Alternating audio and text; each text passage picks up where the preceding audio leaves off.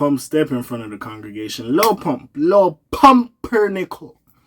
What the fuck is he doing? Listen, I don't know if Donald Trump is paying you. And I ain't here to talk about politics. I don't really give a fuck about that shit. I ain't here to talk about that. We don't talk about that on this channel. Whoever the fuck you gonna vote for, that's your business. I don't really give a fuck. Right? You know what I'm saying? Make an educated vote. But if you gonna be ignorant as fuck, hey, that's the reason why, hey, shit is how it is. But with that being said, every time Lil Pump speak, like, it's just nonsense and buffoonery. I ain't gonna listen. I rocked out to Gucci Gang. You know, D-Rose was my shit. You know, I even like that little shit you put on, what was it, Butterfly Dolls. I like that song. It was cool. I likes me Lil Pump here and there. You know what I'm saying? Beforehand. But then you got dry. Your career went fucking nowhere. You just became trash. And it's okay, bro. See, this is the thing with the SoundCloud era, right? Certain niggas... And again, I'm not trying to be disrespectful, but I've listened to some music over these years, right? I'm not going to say I'm the most informed, but I've listened to some music. The music Pump was putting out was not of substance. You know? It was not sublime. It was, in the words of DJ Academics, fast food music. Short, sweet, straight to the point, and just here for the now. It wasn't like some shit. As much as we, and I'm not comparing the two, because clearly, even though you could make the case both of them are crazy, one by far is more talented.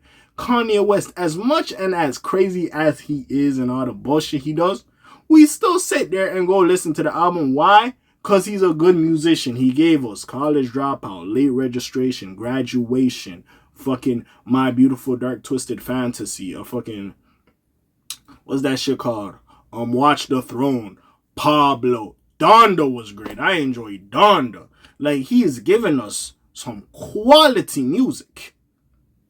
Lil Pump, he wasn't giving us quality shit. You gave us some shit to get lit to turn up to, I ain't gonna lie. But it wasn't quality. So now that your career's over and you trash as fuck, nobody gives a fuck about you musically. No one's trying to collab with you. The label ain't trying to pay you. You'll probably have to recoup whatever money you spent from the label, so you could probably earn some shit off of some of the shit, some of your big songs like Gucci Gang and whatever have you. Now you over here insulting niggas. I don't know if Donald Trump's team is paying you. You over here disrespecting Megan Thee Stallion, Kamala Harris, saying that shit is trash, this is that. You calling out niggas like Joe Budden or whatever have you. And I ain't gonna lie, Joe Budden was over here calling you a dirty munchkin. You was saying you was dirty, nigga. You was like the gum at the bottom of a nigga's shoe. And I didn't want to say that because I'm like, I fought Lil Pump. I remember turning up Gucci Gang and all that shit. But Lil Pumpernickel, you know what I'm saying? You're looking like a piece of moldy bread nowadays. I don't know what's going on with you, Pumpernickel. But I gotta kind of agree with Joe. Like, bro, you being dirty as hell.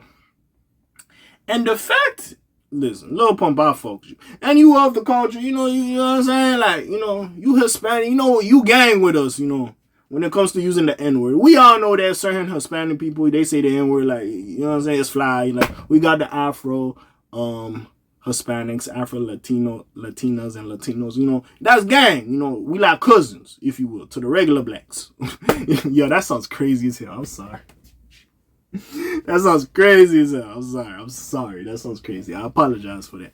But with that being said, right, the fact you over here, and listen, we can have the discussion about Kamala Harris and even Tyler being black. I believe, yes, they are mixed. They have black features, but are they of the culture? We can have a conversation about that. But Lil Pump, is you really in the culture yourself? No disrespect. But you're not in the culture. You might be more in the culture than them, fair. But you're not even, like, a spokesperson of the culture like that, bro. So what is you talking about, bro? So basically, the reason I'm talking about Lil Pumpernickel himself is because there's a recent thing with Kamala Harris, by the way. I don't know what the fuck she was trying to do with that little thing. But she had like Quavo and Meg Thee Stallion at like her little support rally. She doing that thing. Oh,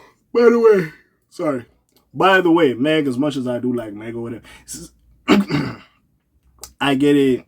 Blackness, yada, yada, yada. By the way, Kamala, it didn't help because after Donald Trump was coming out saying you're not black, you're like of, I believe Indian descent. I'm not trying to be disrespectful. I'll probably, once I read this shit, I'll get more information about what you're mixed with. But you was going in that record store trying to name the classic, like blues, R&B. I'm like, baby girl, sit your ass down.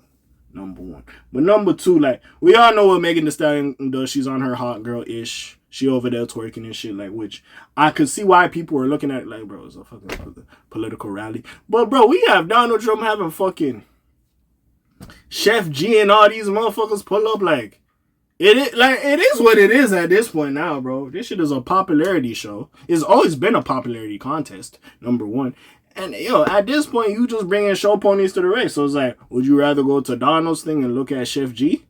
Or would you rather go to Kamala's thing and look at Megan Thee Stallion? Now, me personally, if I'm going to see a very attractive woman shake some ass, I'm probably going to go to Kamala's shit. If I ain't got nothing else to do in the day and I'm bored as fuck, and y'all got like fried chicken or some shit, I'm going to be over there. Fuck it, I'm a stereotype. I'm more than that, but fuck it, why not? So, it is what it is. But for Lil Pump to say this is an embarrassment to the big dog, what have you really done for the culture? Dead ass. I'm dead at. What have you really done for the culture? I feel like Charlamagne, and I'm talking to Post Malone. And I shouldn't even give you that because Post Malone is, bar none, way more musically talented than you. And he be saying, and back in the day, he was saying the N-word crazy. Well, anyways, let's read this shit a little bit. I ain't going to waste too much of your time because this is already too long. But anyways, let's just skim through it a little bit. So, Lil Pump recently became the latest MC to diss a fellow lyricist. This article, first of all, you giving this boy too much credit. Over their allegiance. Attacking Megan Thee Stallion for performing at Kamala Harris's Atlanta campaign rally in Georgia State University. Of course, the Florida SoundCloud phenomenon is one of Donald Trump's biggest celebrity support. Can we really call this nigga a celebrity still? What has he done of late? I'm not trying to be disrespectful to Lil Pump, but what has he done of late? Complete with an endearing mocking nickname, Lil Pimp, that Donald mistakenly gave him at the rally. Jokes aside, here's what Lil Pump had to say about the Houston MC on Tuesday. Nicki Minaj over Megan Thee Stallion, he wrote, fair enough, referencing their explosive beef from earlier this year. Who the F performs at a Kamala Harris rally? She's an embarrassment to the culture. This is an embarrassment to our country. Kamala Harris should have booked Killer Mike for the rally instead of Megan Thee Stallion. Kamala Harris needs Megan Thee Stallion to shake ass to have people show up at the rally. Donald Trump needs himself to have people show up to his rally. One person is powered by the people, the other is powered by an establishment. Trump 2020. Okay. Clearly they paying this nigga. Just like how Ambrose got up over there and said her bullshit at the Trump rally. They paying this nigga. That's number one. He's taking the check to keep the lights afloat. Hey, Pumpernickel, I ain't mad at you. Do your thing. Get your money. I can't be mad. Now I know why my ladies in the crowd love their bodies. Megan Thee Stallion remarked that Kamala. Okay, I don't really want to hear what Meg said. But meanwhile, other rappers haven't been quick to endorse a candidate or attack other MCs. Unfortunately, honestly, bro, listen. They're trying to play popular games. I don't even have to read that shit in full. They're trying to play popularity games, of course, to get people's support. It is what it is. My thing with Lil Pumpernickel is, right, this fucking sewer rat with fucking tattoos everywhere. First of all, I thought at one point this motherfucker was dressing like a gal. Again, freedom of speech. Do whatever the fuck you want. But now you're commenting on Megan Thee Stallion shaking some ass? Well, you over here wearing skirts? I feel like there's a correlation. With that being said, you know, this loaf of bread, this slice of bread, not even a loaf, but this slice of bread over here, you know, getting this check, Donald and them paying him under the table, that's cool.